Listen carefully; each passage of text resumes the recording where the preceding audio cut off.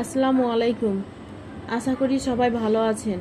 আজকের ভিডিওতে আমি আপনাদের দেখাবো কিভাবে সাদা কাগজের উপর একটি সুন্দর ফুল আঁকা যায়।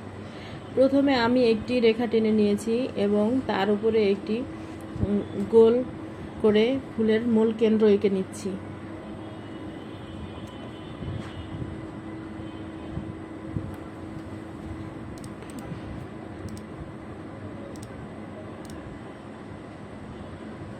এরপর বৃত্তের উপরে আমি কিছু পাপড়ি আঁকলাম। পাপড়িগুলোর মাঝে আমি রেখা টেনে নিয়েছি। এবার নিচের দিকে আরেকটি ফুলের গোল কেন্দ্র এঁকেছি এবং এই বৃত্তটার চারিপাশে আবারও কিছু পাপড়ি দিয়ে নিচ্ছি এবং পাপড়িগুলোর মাঝে কিছু রেখাও যোগ করছি। এবার নিচের দিকে হালকা হাতে আমি কিছু পাতাও যোগ করছি।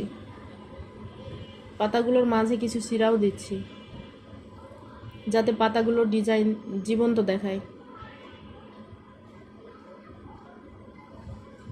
দেখুন কিভাবে অল্প সময়ের মধ্যে খুব সুন্দরভাবে একটি ফুলের ডিজাইন আঁকা হয়ে গেল। ভিডিওটি যদি আপনাদের ভালো লেগে থাকে তাহলে অবশ্যই লাইক দিন, কমেন্ট করে আপনাদের মূল্যবান মতামত জানান। আমার চ্যানেলটি সাবস্ক্রাইব করতে ভুলবেন না। ভালো থাকবেন, সুস্থ থাকবেন। আল্লাহ হাফিজ।